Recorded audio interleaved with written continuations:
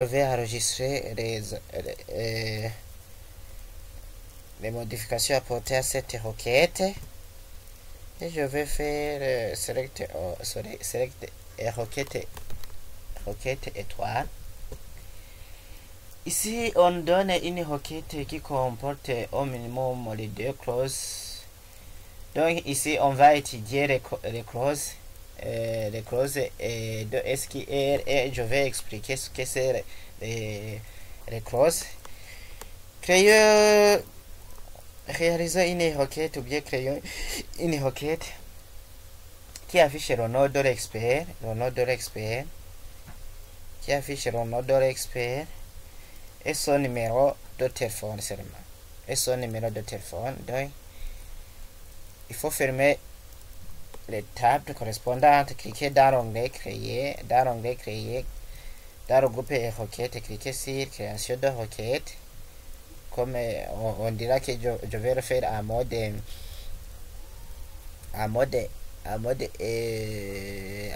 création, non? Ici, vous fermez la table correspondante et puis cliquez sur dans l'onglet créer, dans le groupe résultat, vous cliquez sur SQL mode. Donc, on va afficher alors le nom de l'expert, donc ici, j'ai écrit nom expert, il faut que je tape le nom correspondant comme j'aurais fait. Ici, je mets alors nom expert,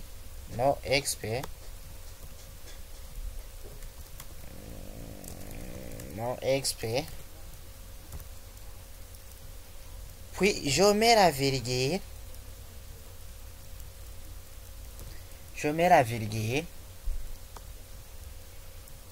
ici dans expert, on nous a demandé d'afficher la téléphone de l'expert. Donc j'ai écrit tel expert, donc je mets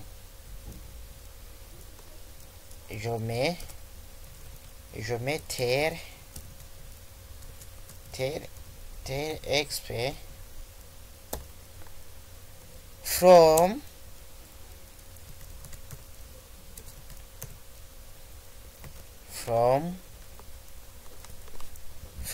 quelle table?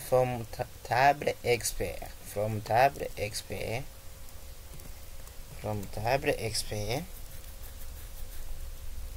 Et je ferme cette table que j'ai ouverte.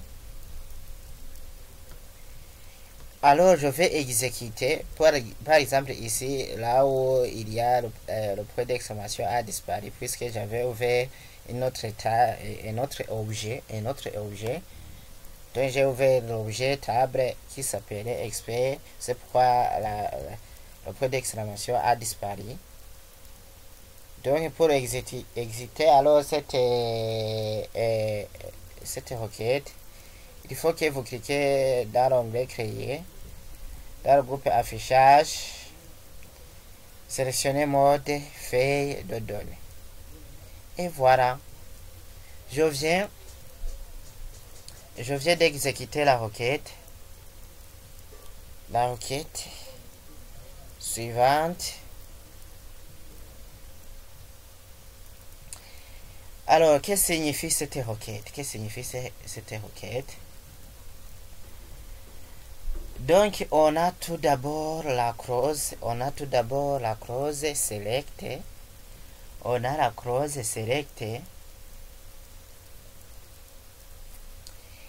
Et aussi, on a aussi la clause from.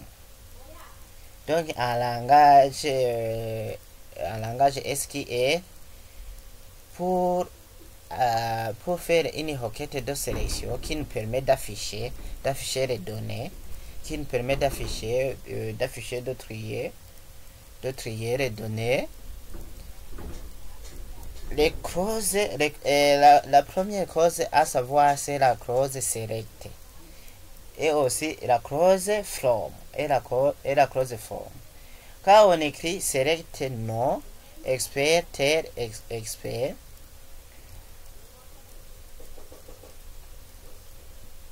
donc on veut dire que nous voulons que vous affichez Access, Microsoft Access. Affiche-moi nos experts et le téléphone expert. Dans quelle table où se trouve le champ expert et tel expert? Dans la table expert. Dans la table expert, expert. From expert. Mais Access ici va tout d'abord, même si la clause est comme cela, même si la clause est select non, expert, tel expert, Microsoft Access va chercher tout d'abord la table expert. C'est la première clause qui va exécuter. C'est from, ce qui se trouve dans from. C'est la première clause que Access va chercher. Microsoft Access va chercher. Et après avoir trouvé s'il y a la table expert, il va alors chercher la clause de select. Select, c'est pour afficher, trier.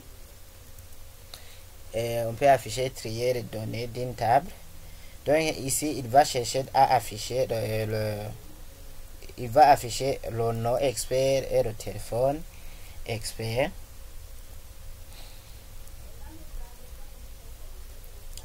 Et si vous voulez que, par exemple,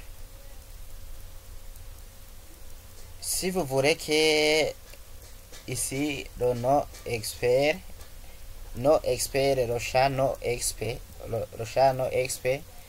pour que vous lui donnez une nouvelle légende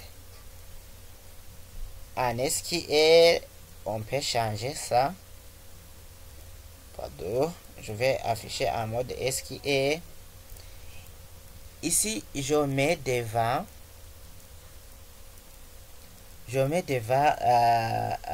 l'instruction suivante. Je mets as.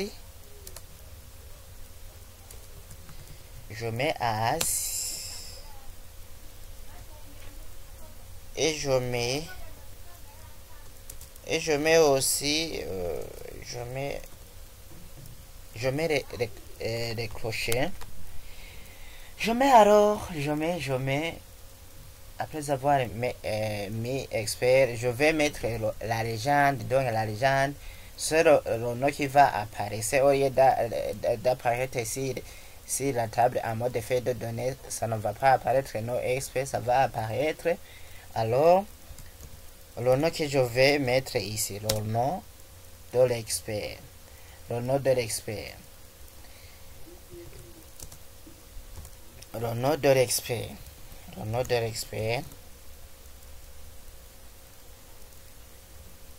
Et je mets aussi la virgule. Je mets la virgule ici. Ici, il y a quelque chose qui ressemble à ceci. J'explique ici. Donc, quand vous voulez afficher les champs, les différents champs qu'on vous a demandé, il faut le faire.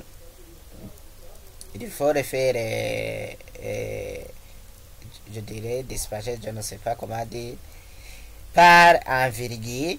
Donc, il faut mettre un virgule. Sinon, si vous ne mettez pas un virgule, ça ne va pas marcher. Ici, pourquoi je vois la touche ici plantée. Je vais chercher. Je peux chercher un autre moyen pour que j'ai de l'apostrophe. Oui. Je vais l'apostrophe. J'ai expliqué alors ce qui se trouve ici à l'intérieur. Donc pour afficher les différents champs, il faut le faire subdiviser en mettant une virgule qui sépare les différents champs donc pour séparer, je dis bien pour séparer les différents champs, il faut utiliser la clause virgule.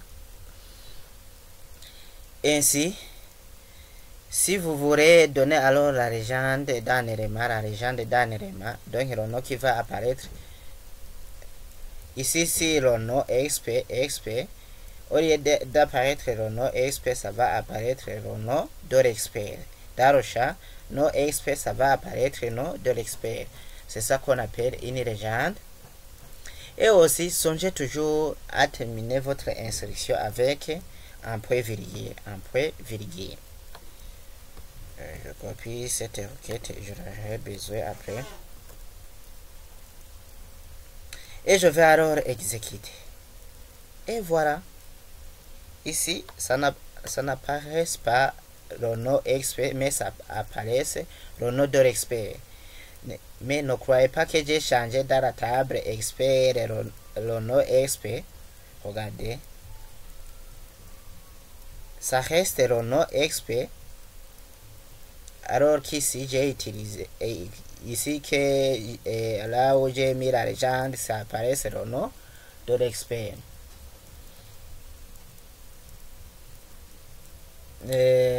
On peut aussi veiller à l'ordre d'affichage des différents champs à taper.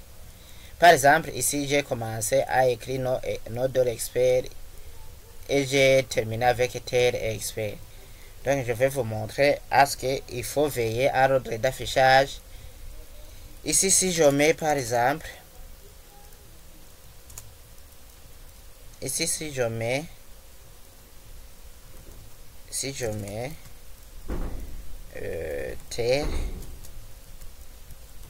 tel expert,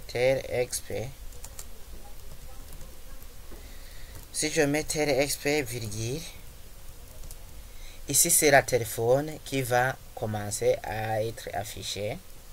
J'exécute. Et voilà.